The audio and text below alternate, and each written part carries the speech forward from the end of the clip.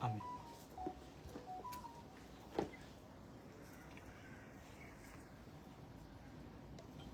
Ngiyabingelela ibandla lasePhalamende. Sizovula ngehlabelelo 118. Inkosi kusephambi kwebandla. Lalelani nanti lizwi.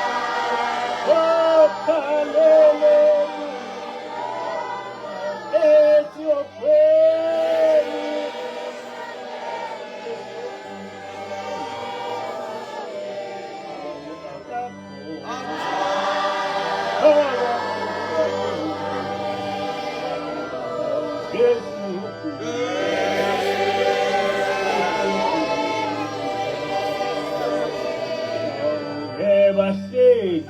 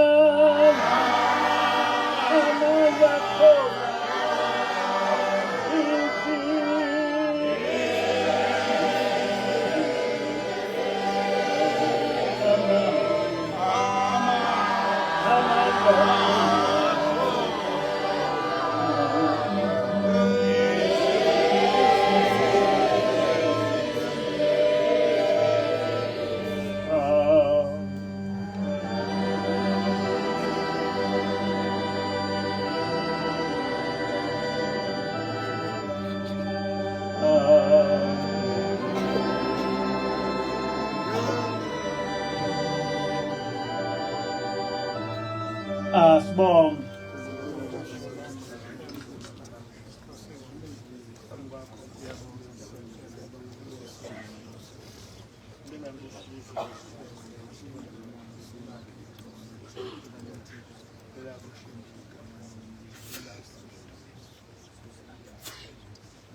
Amen.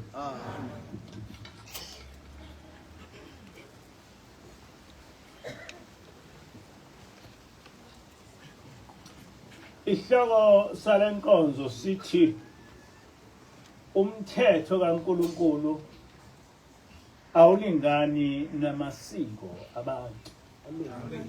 Umthetho kaNkuluNkulu awulingani namasiko abantu. Le ntshumayelo iqondiswe kumakholwa akhonza uNkulunkulu oyedwa, uJehova, nongumdali wezulu nomhlaba.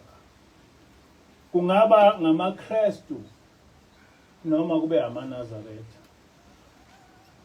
Ngumuntu ongaphile ekhanda, ongaboni ukuthi lesi sikhathi senzuzo zokugcina. Umprofetikazi uSister Celestial kusukela ngo-2011 wayesibikela ngalesi sikhathi esibhekene naso, esixwayisana ngokuthi asiphenduke sishizo. Njengenhlala yenza abantu abalemukeli izwi likaJehova, esikhundleni salokho bayaye bamthuke umuntu okhuluma indaba kaNkulunkulu, bamvulela amavisi abamphikisa ngawo, bazenze abazi kangcono kunaye. Uma ungumuntu ofuna iqiniso ngendaba kaNkulunkulu, ubolalela izimfundiso zomprofetikazi uSister Celestial, ngoba kulesikhathi samanje uNkulunkulu usebenza ngaye kumaKristu ukuqondisa indaba kaNkulunkulu. Izitha zikaJehova ziyamenyanya lo mprofetikazi, kodwa abafuna umbuso wezulu usebasize kakhulu. Okusalayo ukuthi ngisho ungabaleka uyofika eGhana ku-Ebo Noah, kodwa uthi uJehova uzowubhubhisa umhlaba ngoba abantu sebone kakhulu. Angazi kuliqiniso elingakanani ukuthi kusukela mhla ka-25 December umhlaba uzobhujiswa ngemvula.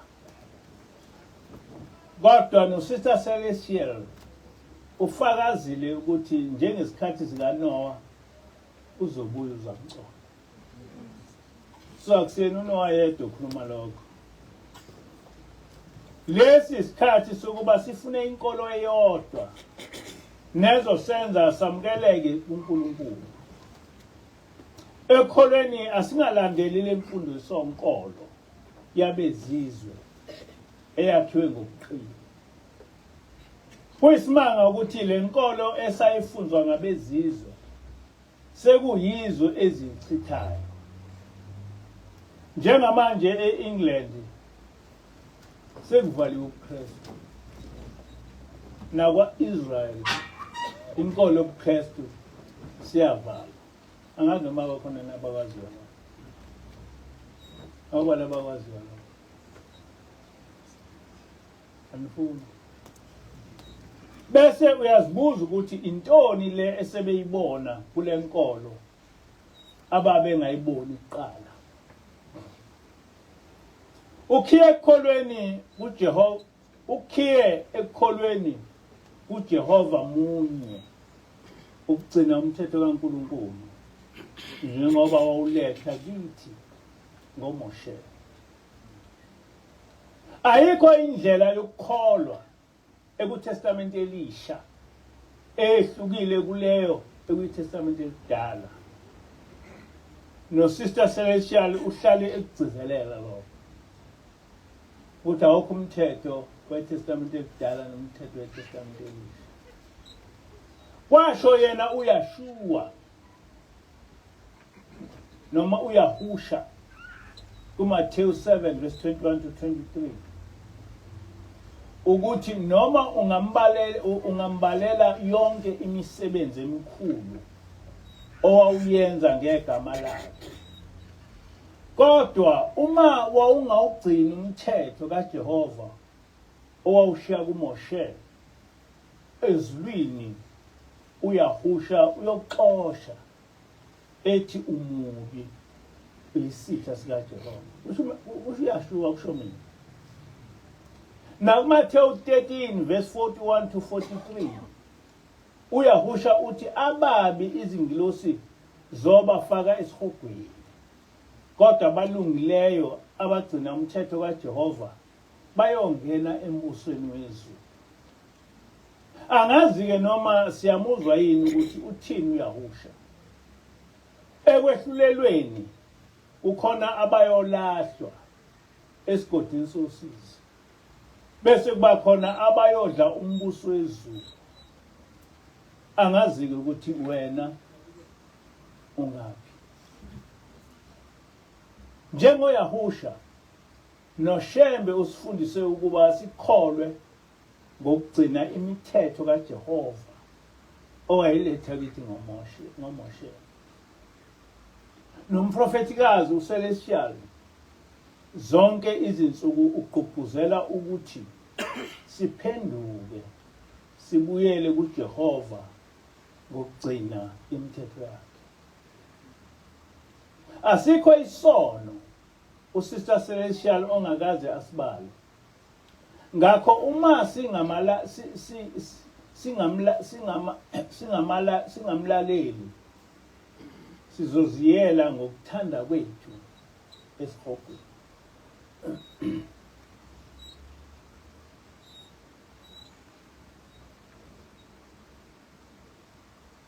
Onke amakholwa anenkinga eyodwa, ukuchitha imithetho kaJehova nezimfundiso zabantu. Usho njalo uYahusha kuMark 7 verse 7 to 8. Uthi kodwa bangikhonza ngeze befundisa izimfundiso eziyimiyalo yabantu, niyeka umyalo kaNkulunkulu nibambe isiko labantu. Amen.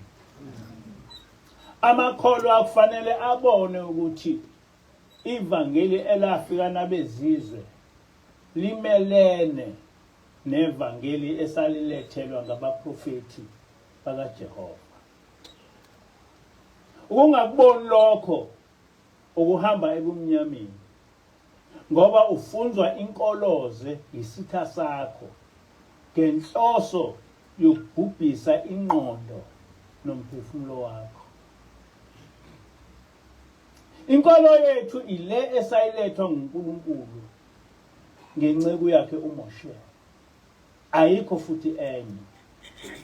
Le nkolo esayakhelwa ngama-Gentiles isiyisa ebhubheni. Inkolo kaConstantine yayichitha inkolo kaJehova. Wenza inkolo yesizwe sakhe nezoqhuba ngokwamasiko obuzwe bakhe.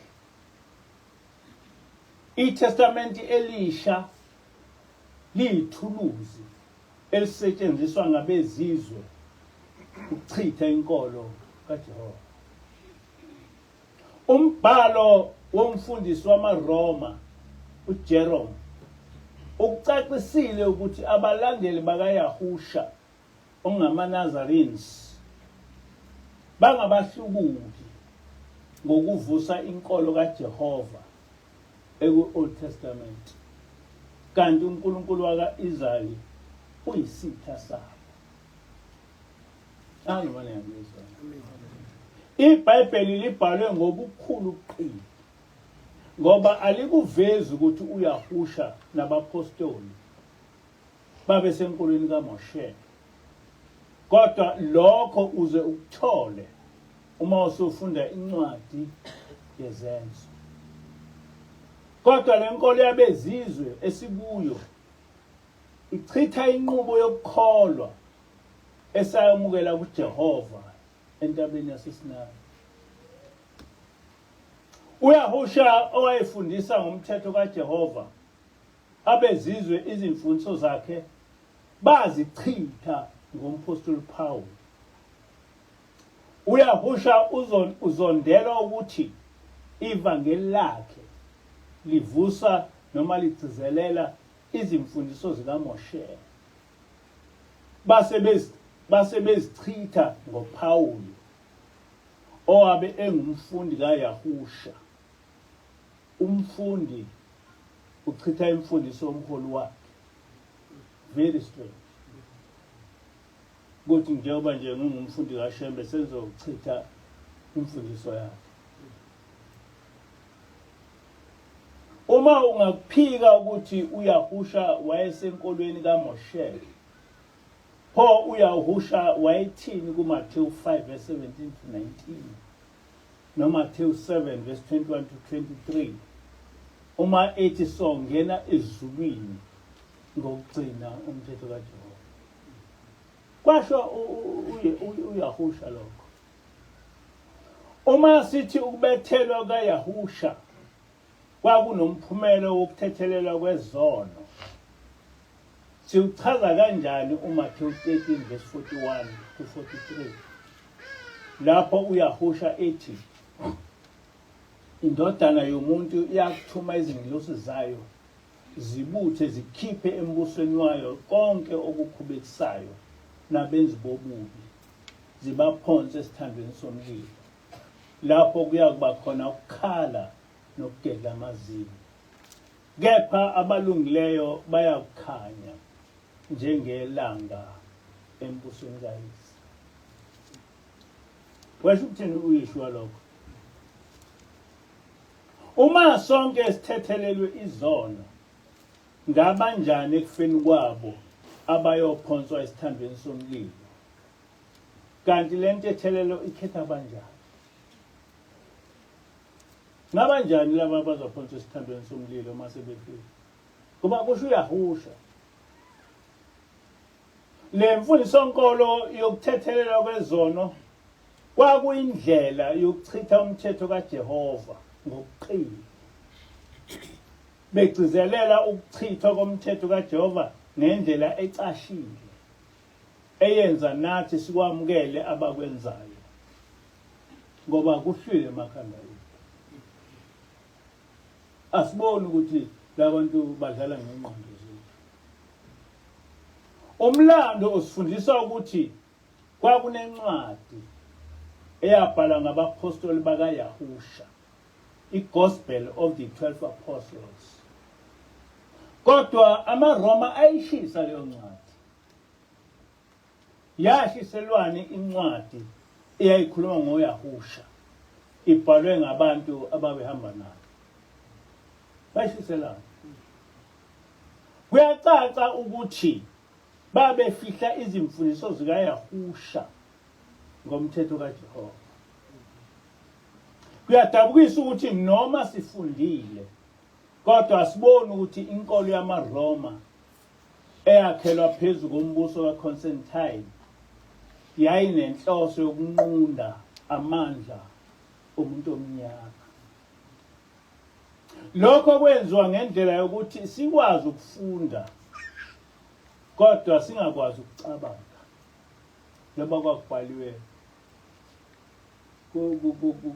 kuleyo part the third or the second ukuthi teach them to read but not to reason.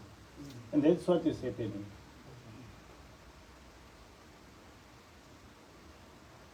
uDr. Kotze uthi ama-Gentiles ayewazonda amaJuda ongokhokho bethu. Bezonda noNkulunkulu wethu oyi-Old Testament onguJehova. AmaRomans ayemzonda uJehova. Umbuzo uthi njengoba ama-Gentiles ayemzonda uJehova, pho uYahusha owayevela kuJehova waya kanjani ebandleni eliyisitha sikayise? Ngabe sichaza ukuthi indodana yamhlubuka uyise yajoyina izitha zakhe? uYahusha waya kanjani emaRomeni? Ngaphela ubuKristu basungula amaRoma. Waya kanjani uYeshua kumaRoma engumJuda? Abezizwe baqhamuka nesu likaDelile kuSamsoni, zafuna ukwazi isizathu esingenza uNkulunkulu asuke kithi. Zathola ukuthi kumele zisenze simhlubuke uJehova ngokungayigcini imithetho yakhe. Abamhlophe babazi ukuthi uma singayigcini imithetho kaJehova uzosihlubuka. Kodwa abezizwe babona kungenele lokho, ngoba singabuye sibuyele kuJehova uma sesihluphekile. Kodwa into engenza singaphinde sibuyele kuNkulunkulu wethu ukuba singaqondi ukuthi siyinzalo kaIsrael. Niyakuzwa lokho? Ilokho ozokwenza ukuthi singabuyi, ngoba uma singazi ukuthi siyinzalo kaIsrael, ngoba kusho ukuthi asazi ukuthi singabantwana bakaJehova. Yikho-ke kunesiprofeto esikumaHubo 83 verse 3 to 4 esithi, ngobuqili benza uzungu ngabantu bakho, baceba ukulwa nabafihliwe bakho, bathi wozani sibaqothule, bengabe besaba isizwe, negama likaIsrael lingabe lisakhunjulwa. Kwaprofethwa ngalokho ukuthi abezizwe bayothi bawuhlangana besinqobe bese besenza singakhumbuli ukuthi siyinzalo kaIsrael. Ngoba uma singakhumbuli ukuthi siyinzalo kaIsrael, asimazi uJehova. Ngakho-ke ukuhlupheka kwethu ngeke kuphele, ngoba ngeke sibuyele, ngoba sazi ukuthi njengoba namanje abantu abamnyama abazi ukuthi bayinzalo kaIsrael, abazi ukuthi bayisizwe isikhethiwe sikaNkulunkulu. Ikhona nje abantu bengazi lutho ngoDeuteronomy 68, ngoba abazi ukuthi ngokhokho babo abakhululwa nguJehova eGibhithe uFaro. Ukuzama ukuqeda ukuthi thina abantwana bakaJehova bakubonisa ngokupenda bonke abantu abamnyama abaseBhayibhelini babenza abamhlophe noYeshua noma noYahusha umprofeti wethu waqedwa base bakha owabo bethi asikhonzele. Yes, uYahusha waqedwa base bakha owabo uJesu bathi asikhonzele, so that we just forget about ourselves. We rely on them ukuthi uNkulunkulu ubona. Abezizwe ayikho into ababeyilwela ukuyiqeda ngaphezulu kwesabatha nokusoka. Kungani abezizwe beyizonda kangaka lemikhosi kaJehova? Kungenxa yokuthi lemikhosi iluphawu lwesivumelwane phakathi kwethu noJehova. Bheka ukusoka uGenesis 17 verse 8 verse 7 to Genesis 17 verse 6 to 8. Bese ubheka ngesabatha ku-Exodus 31 verse 12 to 14.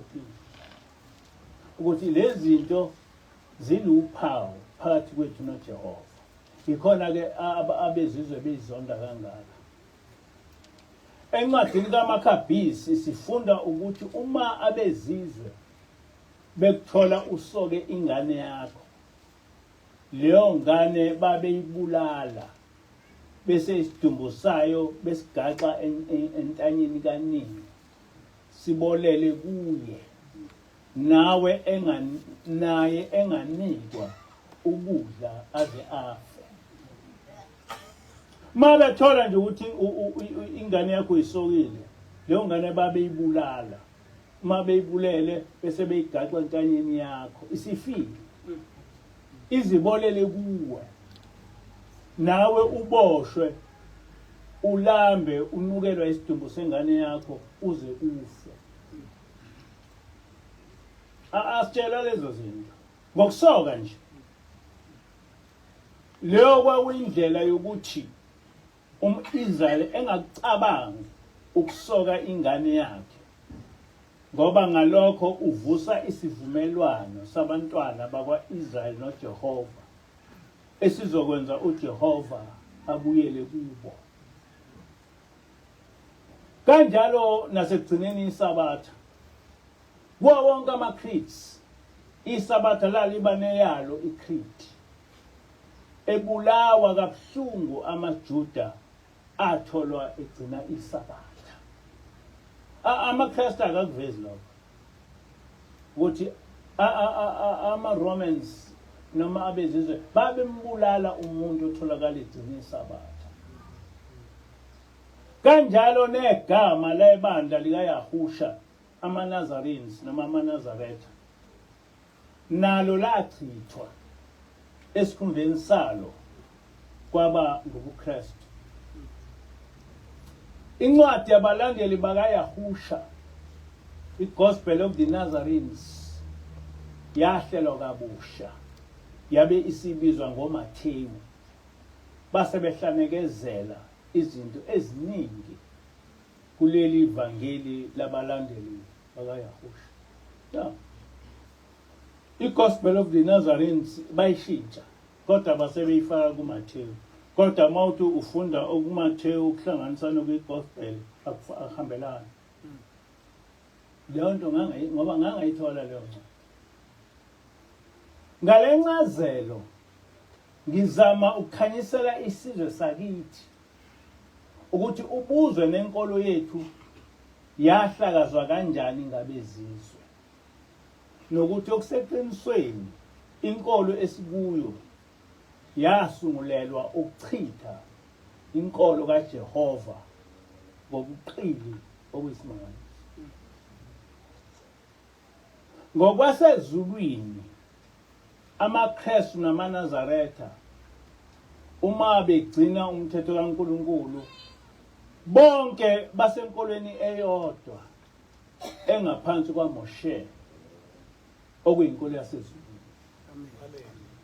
Ngakho ke kumele sikulwele ukuhlanganisa lezi zinkolo ezimbili ngoba soba ndawonye kwelizayo uma sihamba ngokwezimiso zikaNkulunkulu wethu.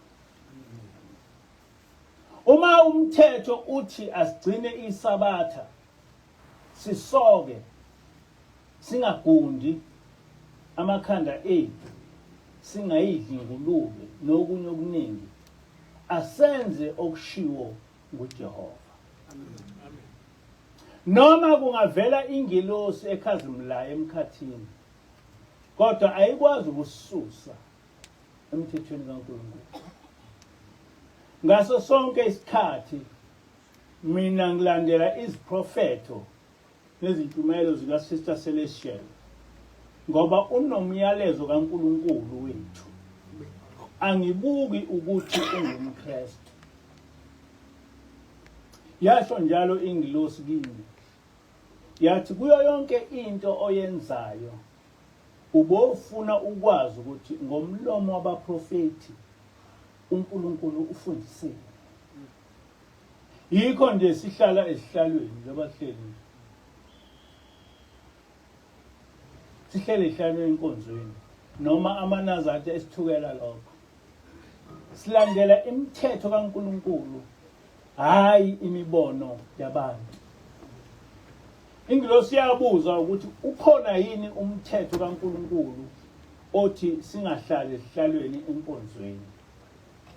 Kwatholakala ukuthi awukho. Isihloko salenkonzo sithi umthetho kaNkulunkulu awulawulwa ngamasiko abantu. Kulevi 18 verse 80 uJehova uthi ngalokho gcinani siyalezo sami ukuba ningenzi nalinye lalawo masiko anengekayo ayenziwa ngaphambi kwenu ningazingcolisi ngawo nginguJehova uNkulunkulu. So uJehova usenqabela ukuba senza amasiko ethu ayisinengiso kuyo.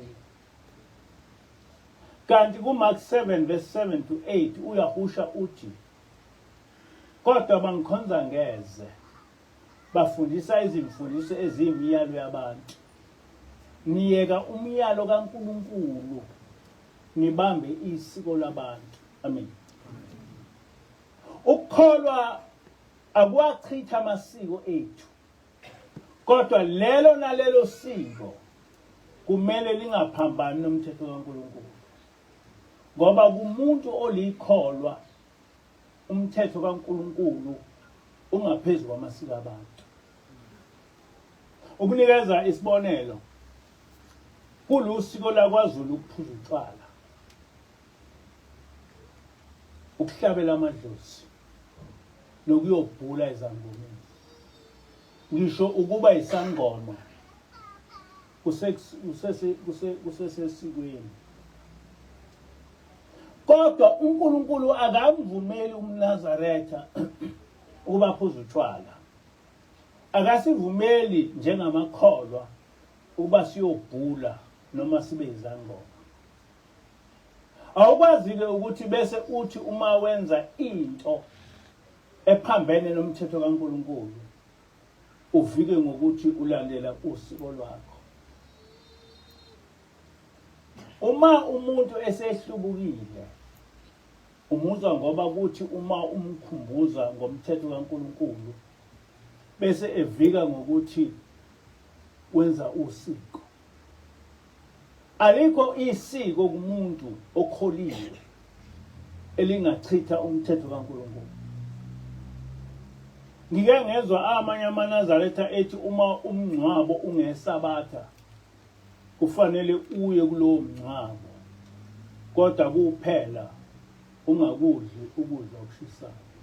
Usho iNazaretha nganoma elasebuhleni noma yini. Kwase kuyacaca ukuthi lo muntu noma ethi ungumNazaretha kodwa akazi lutho ngalento oyikhulumayo. Okuseqinisweni awukho umthetho othi ungakudli ukudla okushisayo ngeSabatha. Kodwa umthetho uthi ungasebenzi ngeSabatha. ungawubasi umlilo ngesabatha. Ngiyakuzwa lokho. Umthetho nje obhale eBhayibhelini uthi ungawubasi umlilo ngesabatha, kodwa awukho uthi ungakudli ukudla okushisayo ngesabatha kugcina ukulandela ukuthi awubasi umlilo, kodwa akukho specifically lapho ukuthi ungakudli ukudla okushisayo. Awukwazi-ke ukulandela umthetho kaNkulunkulu ngokombono wakho othi ikuphi nakuphi ongamele ngikwenze, ngoba sekunamaNazaretha manje afundisa thina izinto eziphambene nalezo esayifundiswa uShembe, asanembono ehlukile kule esazalwa siyifundiswa uShembe. Kuyamangalisa ukuzwa umuntu othi ulikholwa ofunda iBhayibheli efanisa isabatha nezinye izinsuku. U-Exodus 20 verse 8 to 9 uNkulunkulu uthi, khumbula usuku lwesabatha ungcwelise. uNkulunkulu akakhulumanga ngokukhonza, kodwa uthi isabatha alibe yiholide kithi, singasebenzi ngalo, silungcwelise. Ngakho leli vangeli lompostoli uMbatha liwuhlubula abantu bakaNkulunkulu. Isabatha ngokweBhayibheli lingelinganiswe nalusuku noma nazinsuku. Kodwa lo Mbatha ndini uzwakala sekhuluma ukuthi uma sigcina isabatha sidlwa ngoba zonke izinsuku zilingana nesabatha. Uthi ukholiwe kodwa akazi lutho ngalento okhuluma ngayo. Ngaphambili ngake ngabuzwa ngenye inkosi. Yathi njengoba ningayi emngcwabeni ngesabatha, uma nina senifelwe abasonta ngesonto bona kufanele ngani bengcwabe amaNazaretha. Ngathi mina, Nkosi, ningenza lokho enikuthanda ukwenza, kodwa kungumthetho kaNkulunkulu ukuthi singasebenzi ngesabatha.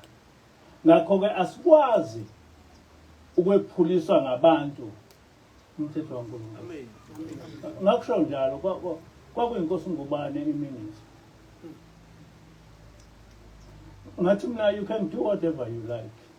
Manithanda ningahlangana nithi ningangcwaba amaNazaretha, kodwa asizukuphuliswa umthetho kaNkulunkulu soyiphuliswe ngoyini.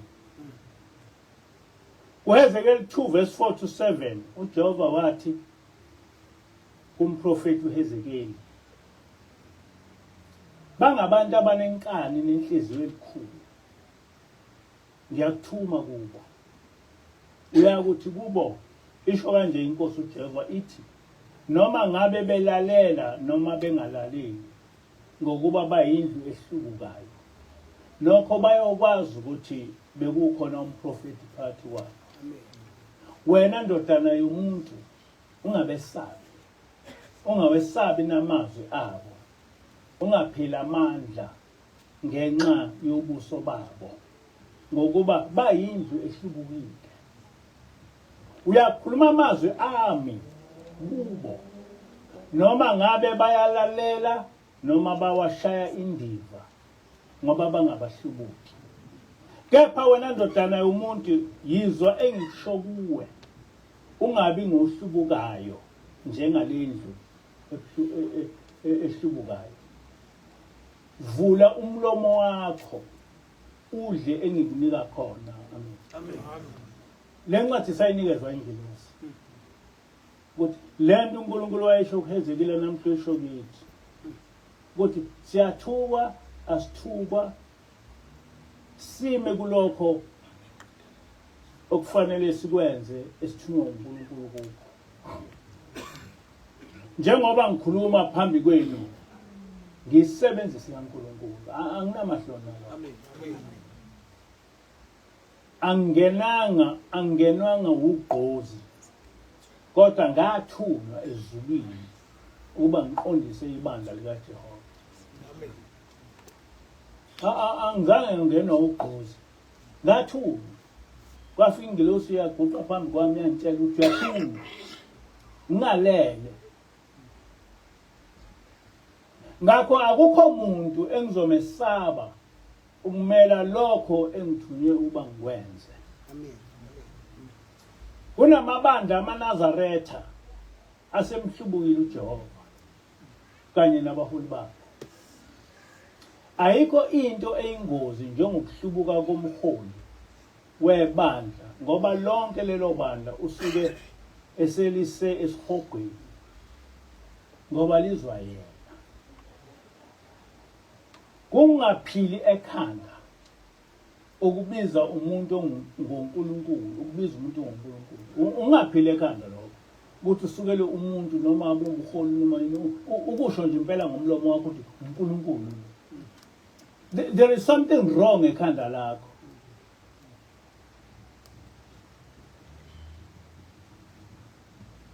Noma wena uyibize ngoNkulunkulu uthi mina ngoNkulunkulu. There's something wrong ekhanda lakho. Kusuke kukhona ongahambi kahle ekhanda lakho. Asikho isono esibi ezulwini njengokuhlambalaza uNkulunkulu ngokusikhomba wena uthi uNkulunkulu.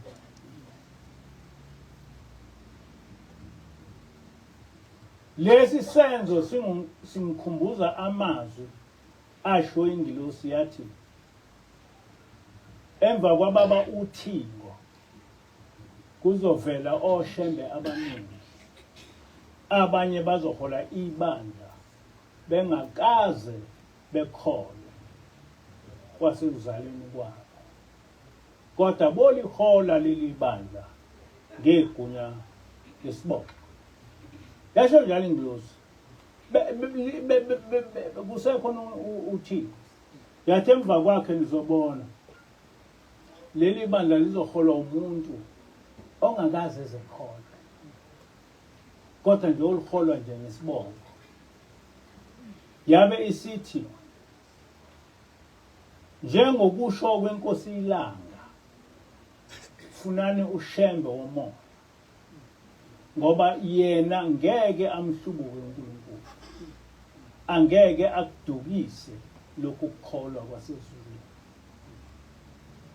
Yaqhuba ingilosi yathi ingananga amaKristu ayakholwa, kodwa akekho uJesu phambi kwawo. Nina nizohlulwa yini ukuthi nilandele ushembe ofana noJesu, ushembe osezulwini? Amen. Amen. Kuleli bandla lamaNazaretha kaNkulunkulu sifundisa ngezimfundiso zomprofeti njengoba sasifundiswa inkosi ilanga. Ngakho ke akulula ukuthi sihlubuke uNkulunkulu. Kukhona umkhuba owenziwa ngamakholwa ahlubukile. Kungaba ngamaKristu kube amaNazaretha. Afuna ukuphikisa umthetho womsunguli wenkolo kumbe kaNkulunkulu ngezimfundiso zabaholi abeza emva kwakhe. Ayikho into enjalo. Awukwazi ukuthi ungakhotha uthi ubaba wathi against ubaba omkhulu, uPaul wathi against uMose or against uJesu. Ukuhlubuka lokho. Amen. Ngisho ngabe wakusho, but we must see ukuthi leyo nto leyo i-wrong. Kodwa kwesinye isikhathi njengalena kababa njena ilanga bavele nje be-interpret into engekho bethi ubaba ilanga wathi. Ngamanye amazwi izwi likababa ilanga lingaphezulu likababa omkhulu, lingaphezulu kwelikaNkulunkulu. Kusho umholi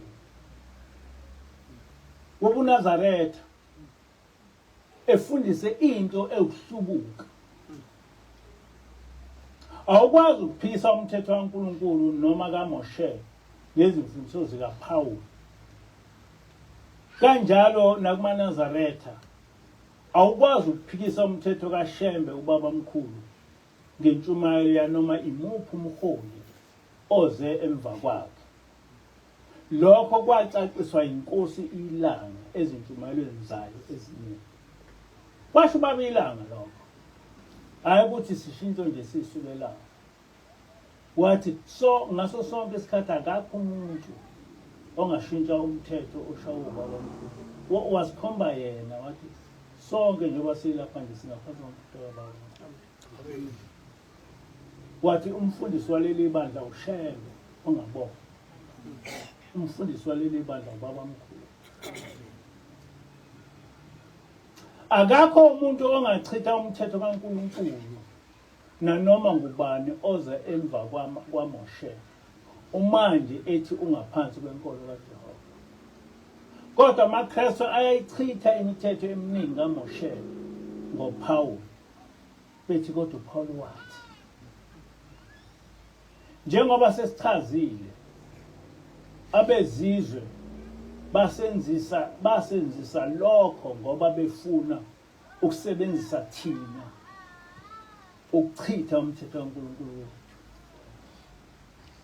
Kuyisicelo sami ukuthi noma imuphi umuntu othi ungaphansi kwaJehova angawulahli umthetho kaNkulunkulu ngezimfundiso zikaPawulu nanoma ngezamuphi umuntu othi naye ungumprofeti kumbe ethi uNkulunkulu. Sonke asilandele izimfundiso zikaMoshe uma sifuna ukuya ezulwini.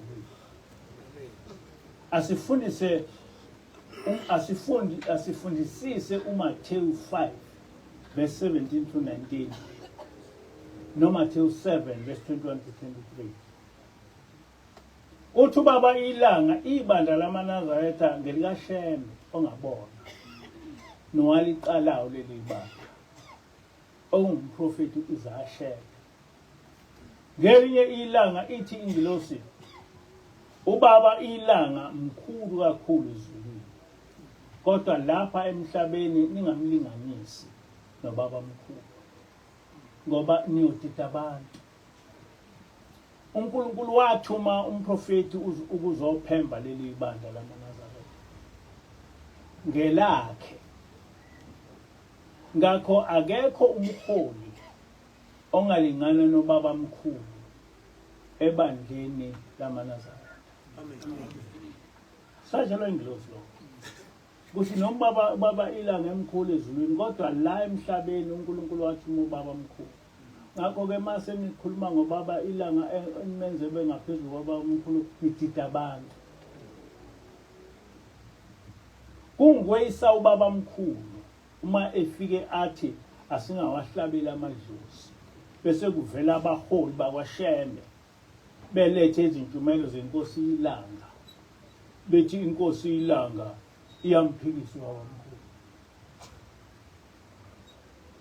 Le mfundiso yokwenza inkosi ilanga ibe ngaphezulu kwababa omkhulu iyabusa ebandleni lasephakameni.